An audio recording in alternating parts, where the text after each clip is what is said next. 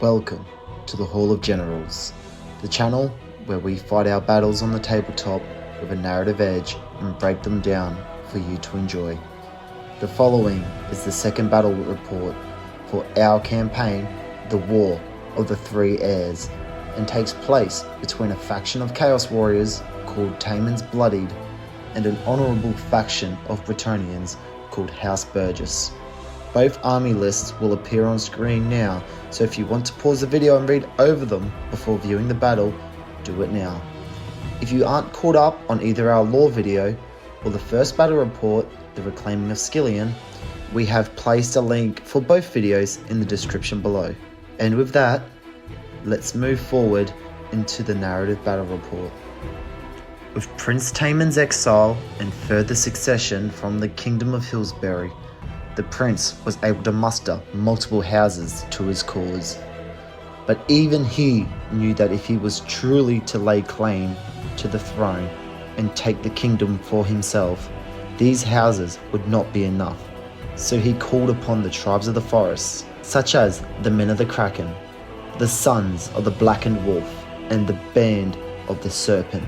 This was no easy task though. Prince Taemon had to earn the trust of these war bands, and with their history of wars between themselves, having them work towards a common goal would be even harder. The prince set his eyes on the city of Greyscone to be the first target for his war, for one simple reason though.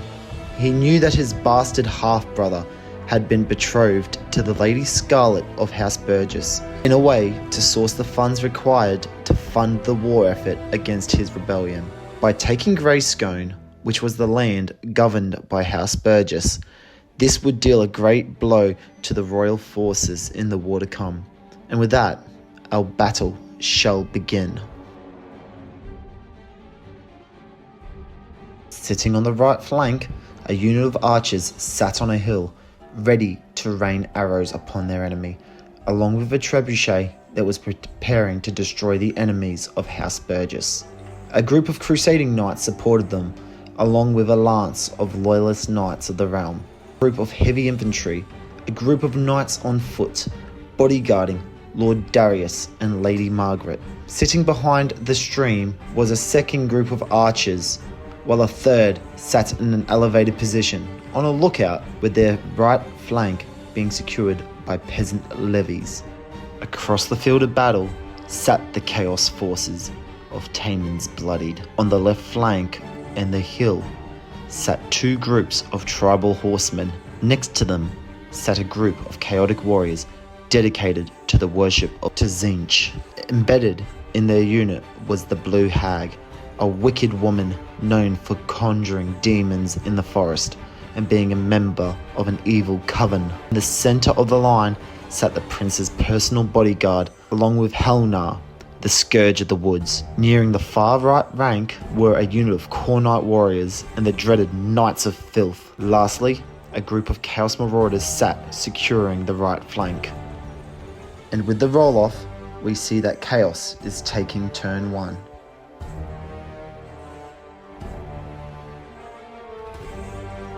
To begin the battle, the Hag cast demonic vigor on herself, protecting her and the warriors escorting her. The horsemen split up, moving around the log, while the rest of the warriors and knights moved their position forward towards their enemy, eager for battle.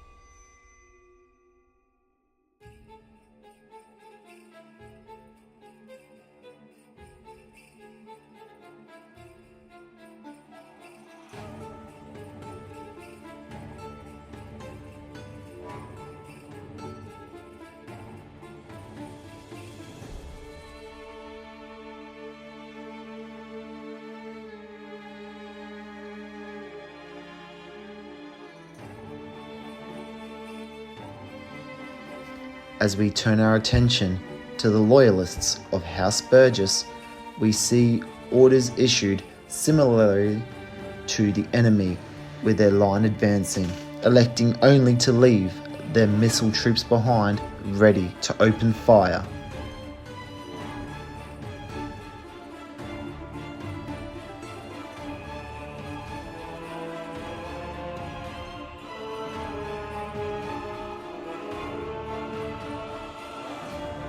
Both units of archers on the left flank were seen opening fire on the heavy cavalry, killing a single knight of filth.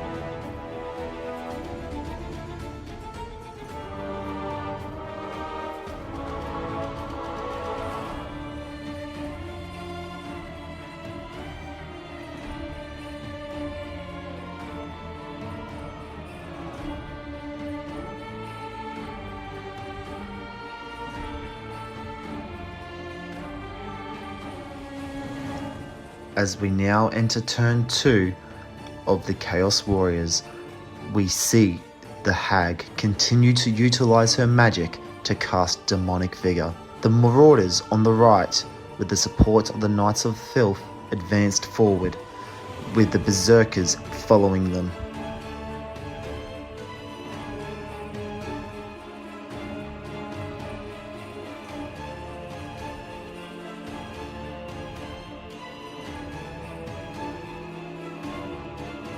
General's bodyguard continued to move forward, along with the Tzitzikian warriors.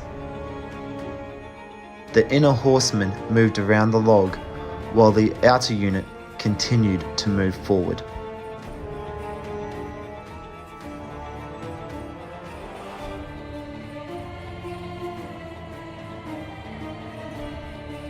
Blue Hag attempted to conjure blue fire of Tzinch to cook the enemy knights from inside their armor, but the spell was unable to do any significant damage.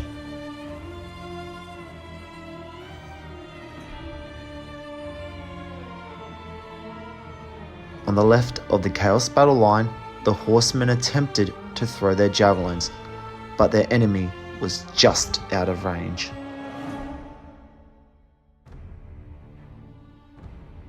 The Bretonian levy spearmen advanced towards the enemy light infantry,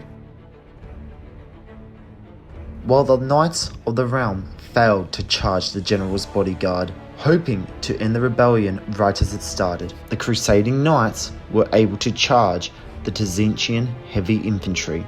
The peasant infantry were able to charge their enemy light cavalry.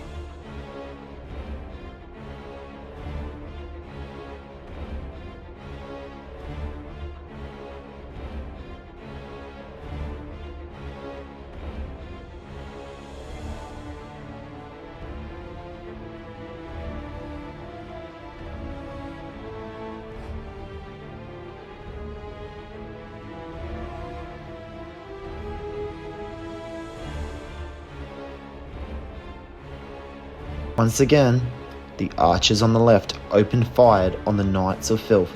This time, they were unable to secure a kill. While the archers on the hill killed a member of the general's bodyguard.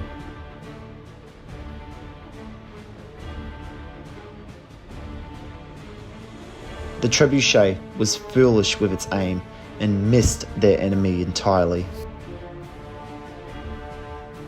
With the charge of the Loyalist light infantry, both parties attempted and failed to kill an enemy, leading to the horsemen giving ground to regroup. While across the battlefield, the Tzitzikian heavy infantry were able to kill 2 of the Loyalist crusaders, forcing them back.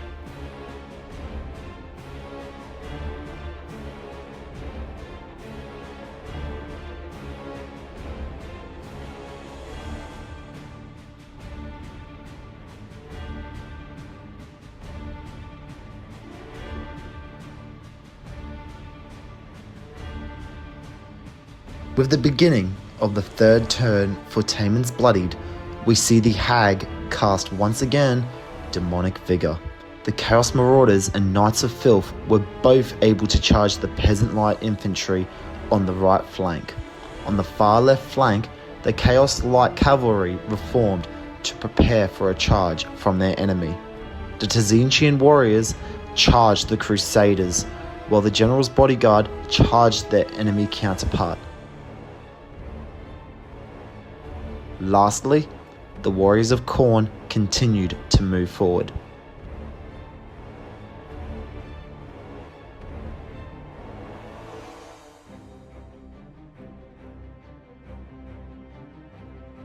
The Tzintzian Chaos Warriors easily cut down the remaining Crusaders before moving towards the trebuchet.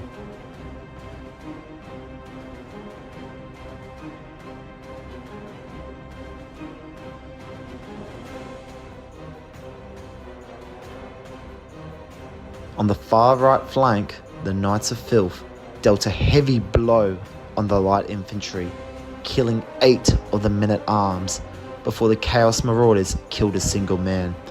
This led to the light infantry fleeing, with the Knights and Marauders not being able to chase them down, with their obsession of collecting trophies of their fallen foes.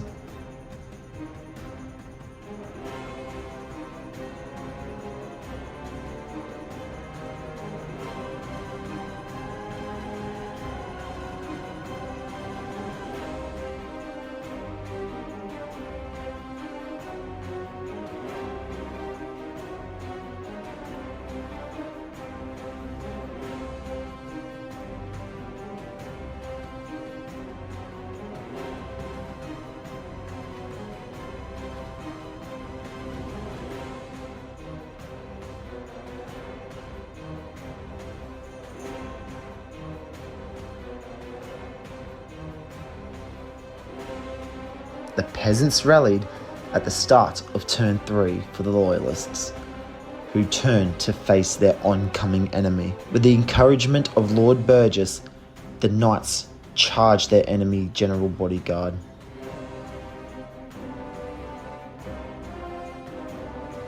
On the far right flank, the light infantry charged the Marauder horsemen. The archers on the hill opened fire on the Tzintzian warriors, killing a single man, while on the left, the archers killed 2 of the Khornite chosen warriors.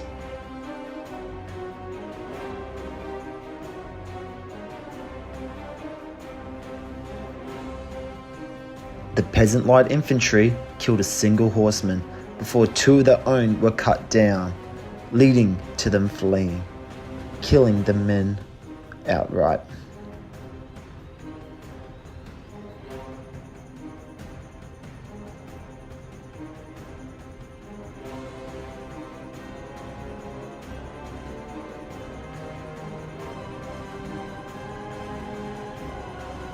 With 2 units of generals' bodyguards meeting in combat, Prince Taemin challenged Lord Darius to single combat.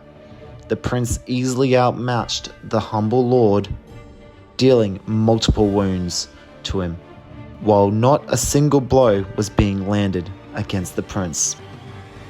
The chaotic heavy infantry killed multiple warriors of their enemy knights, while only suffering 1 casualty.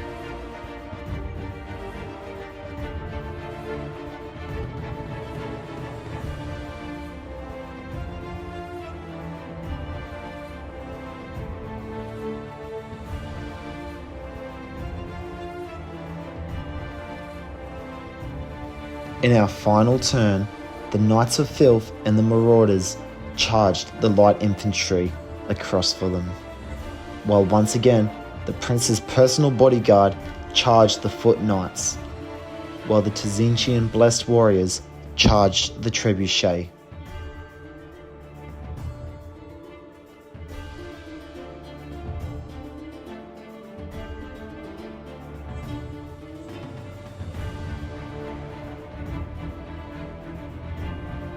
Once again, the devastating charge of the Knights of Filth cut down 6 of the light infantrymen, with the Marauders once again killing a single man.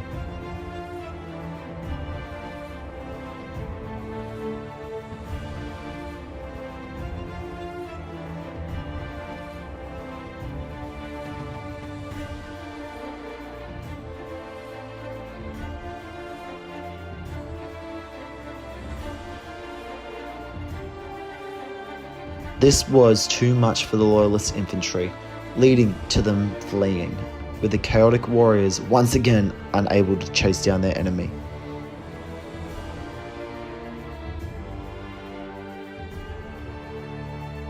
Lastly, the prince once again met his enemy in single combat, parting the Loyalist lord with his head. This encouraged his warriors of chaos to cut down another 2 knights before themselves suffering 1 loss. This led to the knights fleeing the battlefield, knowing that they were going to be cut down. As they fled, the prince's bodyguard charged them down, killing every single one of them. The Dezentian warriors of chaos easily cut down the trebuchet and its crew. This was the nail in the coffin of the enemy's morale and their heart to fight. And with that, we come to the end of the Battle of Greyscone, with all the warriors of nobility being cut down. The peasant levies surrendered or fled, Taemon's bloodied. Lady Margaret was captured in the ensuing fleeing, and by the orders of the prince, she was given to Gottrig, the Flayer, to make an example of all those who oppose Prince Taemon and his claim to the throne. With Greyscone now taken and House Burgess left heavily damaged, the Crown's war efforts would now be heavily affected.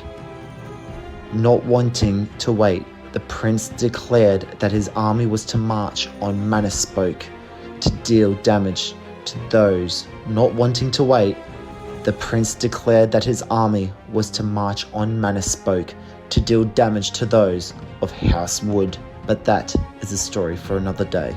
Thank you for watching. We really hope you had a lot of fun watching this battle report as we did making it. We look forward to continuing on with this adventure for the War of the Three Heirs.